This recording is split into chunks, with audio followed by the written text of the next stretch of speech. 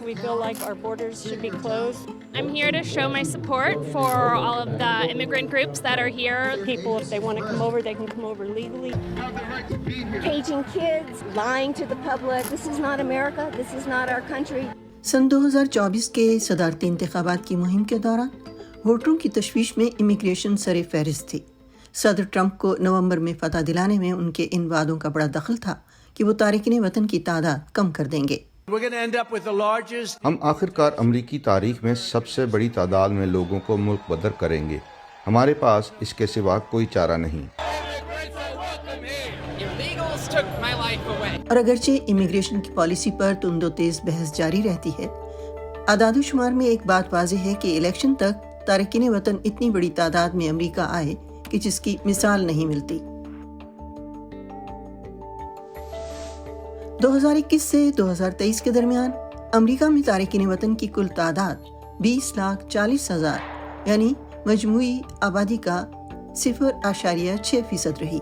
आखिरी मरतबा जब अमरीका में इस तरह तारिकीन वतन में इजाफा हुआ था वो 1850 के करीब था, जब सालाना 1,90,000 तारिकीन वतन अमरीका में आए, जो उस वक्त की आबादी के 0.5% के बराबर था। अगरचे इमिग्रेशन की ये दोनों लहरें आपस में बेहद मुख्तलिफ हैं, मगर दोनों का बायस सियासी, तारीखी और माहौलियाती अनासिर का एक पेचीदा मुरक्कब था। अगले साल सोने की तलाश में कैलिफोर्निया आने वालों का आगाज हुआ, जिसे गोल्ड रश कहा जाता है। उमरा के वादे और काम और तिजारत के नए मौके लोगों को अमरीका भर और दीगर ममालिक से यहाँ खींच लाए। गैर मुल्कियों की सबसे ज़्यादा तादाद मैक्सिको और चीन से आई और नई वजूद में आने वाली चीनी कम्युनिटी ने जल्द ही बैनुल बर्र आज़मी रेल रोड की तामीर में अहम किरदार अदा करना शुरू कर दिया। इसी दौरान बहरे ओकियानूस की दूसरी तरफ बहुत से अवामिल ऐसे थे जिन्होंने यूरोपी तारिकीन वतन को अमरीकी साहिलों पर भेज दिया। आयरिश पोटैटो फेमन यानी आयरलैंड में भूख और बीमारी की वो लहर जो सन 1845 में शुरू हुई और उसने मुल्क की आबादी को तबाहल करना शुरू किया, तो आयरलैंड के बाशिंदे बड़ी तादाद में तेज़ी से अमरीका में बॉस्टन और न्यूयॉर्क जैसे शहरों में आबाद हुए और यूं अमरीका में तारिकीन वतन का सबसे बड़ा ग्रुप बन गए।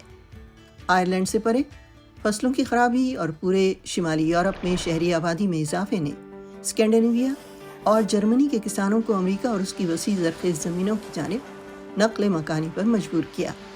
यूरोप से तर्क वतन का मुहर्रिक सियासी वाक़यात भी थे। बरआज़म यूरोप में 1848 में बड़े पैमाने पर बर्पा होने वाले जमहूरी इनक़िलाब ज़्यादातर दबा दिए गए, जिसकी वजह से उनके हज़ारों हामी और हमदर्द नई दुनिया की जानिब नक़्ल मकानी करने लगे। इनमें फ़नकार, दानिश्वर और ताजिर शामिल थे, जिनका ताल्लुक़ जर्मनी और ऑस्ट्रियन सल्तनत से था और जिनमें बहुत से अमरीका के वस्त मगरबी इलाकों में आबाद हो गए।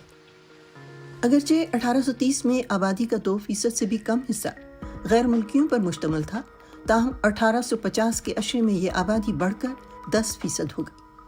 अलबत्ता नए तारिकीन वतन को गुर्बत, काम के मुश्किल हालात और दुश्मनी का सामना करना पड़ा, जो अक्सर फैल कर आम तशद्दुद में बदल गया। आबाई लोगों की नफरत उन लोगों के लिए ज़्यादा शदीद थी जिनका कल्चर या शक्ल सूरत उनकी पहचान थी, जैसे कि चीनी या मजहबी लिहाज से आयरिश और जर्मन कैथोलिक।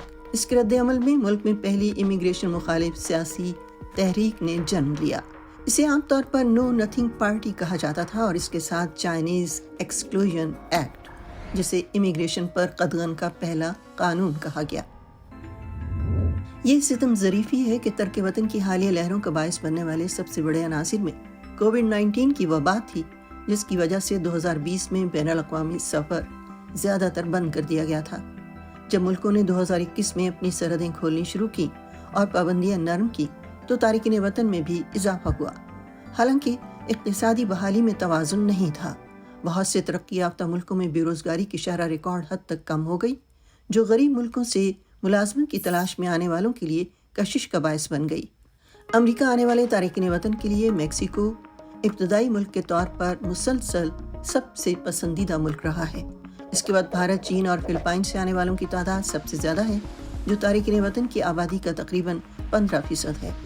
बड़ी तादाद में तारिकीन वतन अफ्रीका और कैरिबियन से आते हैं, जिसमें नाइजीरिया में बेरोज़गारी में हमेशा इजाफा, इथियोपिया में जंग और कैरिबियन मुल्क हेटी में बदअमनी जैसे अवामिल कार फरमा हैं। بہت سے تارکین وطن لاطینی امریکہ کے دیگر حصوں سے بھی آتے ہیں، جس کی وجہ وینزویلا میں مسلسل اقتصادی بحران اور ایل سالواڈور، گواٹیمالا اور ہنڈراس میں جرائم پیشہ گروہوں کا تشدد ہے۔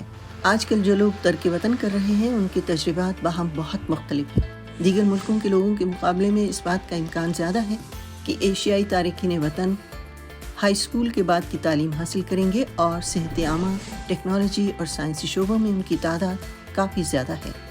ہسپانوی زبان بولنے والے تارکین وطن سب سے بڑا اور سب سے زیادہ متنوع گروپ ہے، جس میں موسموں کے لحاظ سے آنے والے زرعی مزدوروں سے لے کر پروفیشنلز تک سب شامل ہیں۔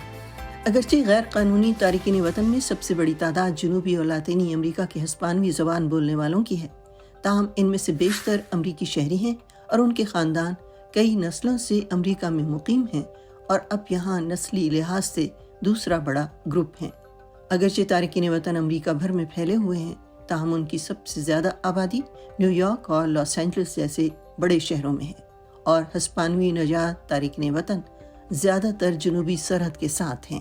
آج تارکین وطن امریکی آبادی کا 14% ہے، لیکن امریکی پالیسی میں تبدیلی اور سن 2024 میں ان کے داخلے کے خلاف کارروائی کے بعد تارکین وطن کی تعداد کووڈ کی وبا سے پہلے والی تعداد پر چلی گئی ہے، جس سے ظاہر ہوتا ہے کہ شاید ان کی تعداد اب کم ہونے لگی ہے۔